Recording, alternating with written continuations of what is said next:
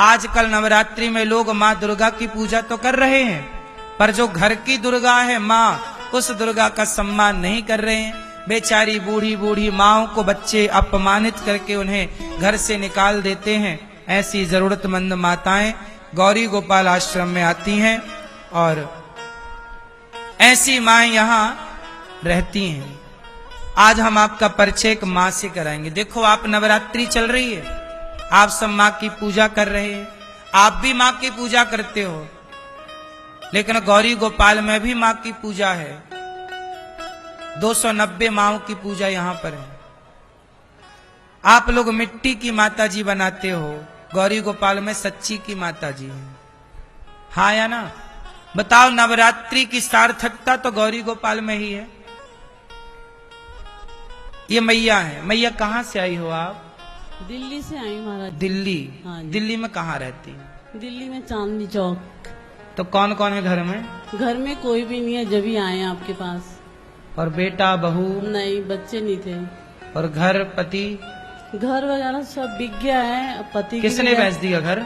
मैंने ही बेचा। मेरे पैरों में बहुत प्रॉब्लम हो गई थी, हड्डियां वो हो गई थी, दीमक लग गई थी। फिर? तो उसे बेच के इलाज कराया। तो सारा पैसा इलाज में लग गया? नहीं, 2 लाख ही लगे थे, बाकी फिर खाते रहे बैठ के।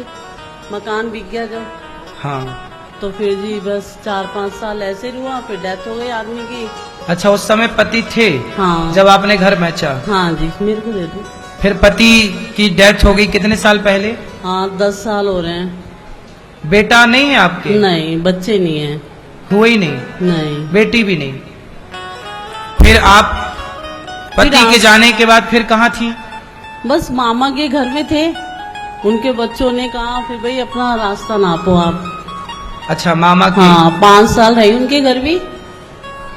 अच्छा। दिल्ली से चले गए थे, जब अकेली क्या करती मैं वहाँ, तो इसलिए मैं वहाँ चली गई। तो फिर बहू उनकी वाइफ थी, कहते हैं अपना रास्ता नाप लो आप। मैंने कहा मैं कहाँ जाऊंगी बताओ। फिर आई, आपकी कथा सुनते थे, यहाँ आ गए।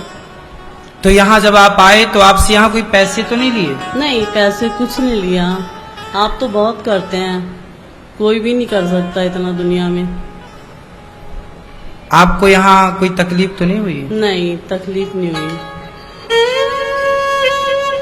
आप इतना तो आपके जो मामा थे जिनके यहाँ थी आप पति के जाने के बाद, तो वो लोग आपको रखे, तो फिर बाहर क्यों कर दिया उन्होंने? वो इसलिए क्या, भी हम क्या करेंगे, अब अपने आप देखो।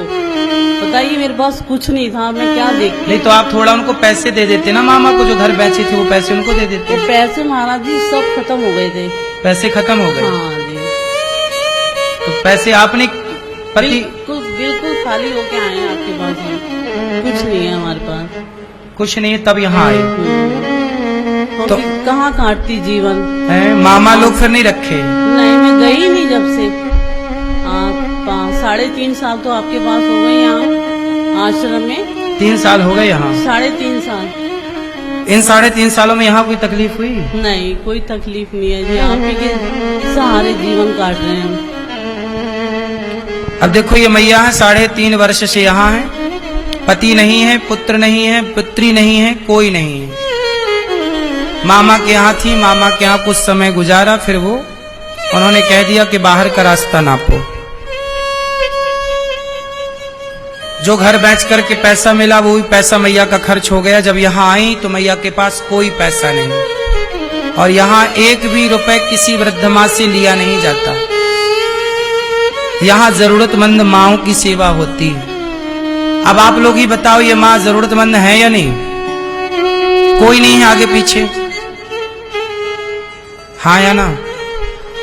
आप सबके सहयोग से ऐसी 290 से अधिक वृद्ध माँओं की गौरी गोपाल में सेवा होती है।